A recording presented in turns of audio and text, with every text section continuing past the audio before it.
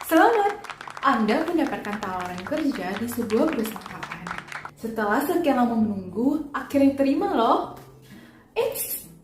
Tapi kok perusahaan minta kamu bayar sejumlah uang untuk lanjut ke tahap interview? Jangan-jangan itu lowongan kerja bodong. Ups. Nah, teman-teman, di video kali ini aku akan sharing gimana sih cara-cara kita bisa tahu sebuah tawaran kerja itu bodong atau beneran. Oleh karena itu, simak sampai habis ya video ini.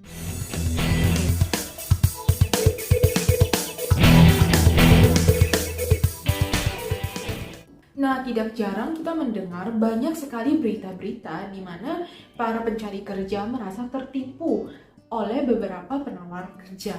Salah satunya adalah membayar ataupun memberikan sejumlah uang kepada interviewer atau pemberi kerja, merupakan salah satu ciri-ciri Anda sedang menjadi korban penipuan lowongan kerja. Berikut beberapa tips untuk mengidentifikasi sebuah lowongan pekerjaan yang bodong. Yang pertama, salah satu ciri-ciri yang umum ditemui yaitu proses tawaran kerja tidak melewati proses interview. Nah, jadi teman-teman langsung aja dapat email tawaran kerja ataupun melalui SMS ataupun melalui telepon kalau teman-teman diterima bekerja di sebuah perusahaan. Aneh bukan? Kalau misalnya kita tuh nggak pernah interview, tapi tiba-tiba udah dapat lowongan kerja. Nah, ini patut dicurigai ya teman-teman. Yang kedua, HR atau perwakilan dari perusahaan yang menghubungi teman-teman meminta sejumlah uang dengan alasan yang tidak jelas. Bahkan seringkali mereka sering meminta uang hanya dengan alasan oke, kamu harus bayar uang biar proses rekrutmen ini bisa kita lanjutkan ke tahap berikutnya. Gak make sense dong, teman-teman mencari pekerjaan tujuannya adalah untuk mendapatkan uang. Lalu kenapa mereka malah meminta uang kepada teman-teman? Yang ketiga, alamat email perusahaan yang terkesan tidak profesional.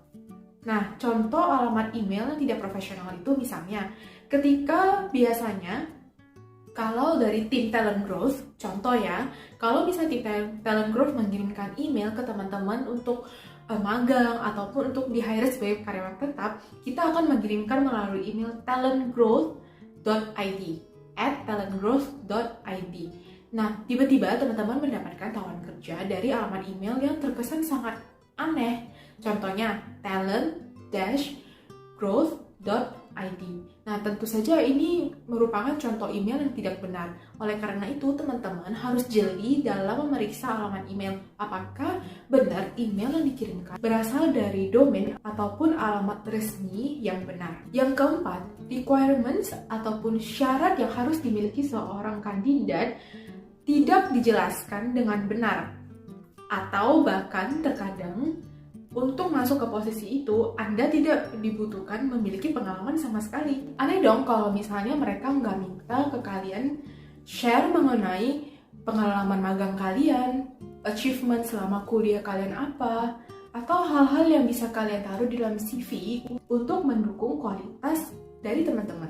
Yang kelima, teman-teman dimintai informasi pribadi bahkan sebelum teman-teman mendapatkan offering letter. Nah, salah satu contoh diminta informasi pribadi itu seperti apa sih? Contoh, teman-teman dimintai KTP dan tanda tangan. Yang kemudian mereka akhirnya juga meminta informasi rekening, kartu kredit, bahkan CVV ataupun hal-hal lain yang sebenarnya baru akan kita share ketika kita sudah mendapatkan offering atau tawaran gaji yang akan mereka berikan kepada kita. Jadi teman-teman hati-hati kalau misalnya ada yang minta, jangan pernah kasih atau kita bisa uji mereka, bilang saja kita tidak akan memberikan informasi pribadi sampai kita mendapatkan offering letter dari mereka. Yang keenam, perusahaan tersebut tiba-tiba memberikan penawaran mendadak. Nah, nggak ada angin, nggak ada hujan, tiba-tiba kalian dikasih penawaran. Bahkan lebih aneh lagi, kalian sebenarnya nggak pernah lamar di perusahaan itu. Tiba-tiba mereka udah memberikan penawaran kerja dan langsung diinformasikan di hari itu juga bahwa besoknya kalian udah bisa langsung join di perusahaan mereka. Lagi-lagi nggak make sense dong kalau proses rekrutmen tidak melewati tahap screening seperti tes tertulis contohnya ataupun interview. Jadi teman-teman, ini harus hati-hati ya. Yang Yang ketujuh, teman-teman ditawarkan dengan gaji yang sangat fantastis.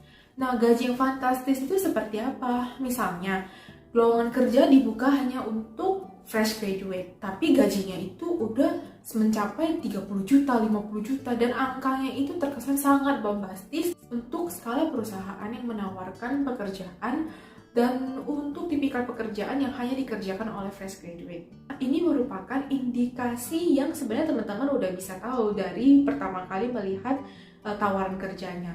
Penulisan penawaran kerja, baik itu email ataupun job desk yang mereka post di sosial media ataupun di media manapun yang mereka punya, terkesan sangat tidak profesional. Ciri-ciri penulisan lowongan kerja yang tidak profesional itu seperti apa? 1. Setiap kali perusahaan memberikan lowongan kerja ataupun menaruh lowongan kerja di media-media, pasti perusahaan itu akan meninggalkan contact person. Nah, di penawaran kerja ini nggak ada contact personnya. Nah, selain itu, teman-teman juga bisa perhatiin nih, apakah tata bahasa yang digunakan, baik dalam bahasa apapun, itu merupakan tata bahasa yang baku dan formal, serta terstruktur. Nah, kalau yang biasanya bohong atau yang bodong, mereka tuh suka ada typo atau menggunakan singkatan-singkatan yang tidak selayaknya ditulis untuk sebuah penawaran kerja. Nah, sekian tips-tips yang bisa teman-teman pakai untuk mengidentifikasi apakah sebuah lowongan kerja itu bodong atau asli. Nah, semoga video hari ini tuh bermanfaat buat teman-teman ya. Ingat untuk selalu berhati-hati dan selalu bersemangat untuk para pencari kerja. Kalau teman-teman punya topik yang ingin kami bahas di video selanjutnya, jangan lupa untuk tulis ide kamu di kolom komentar.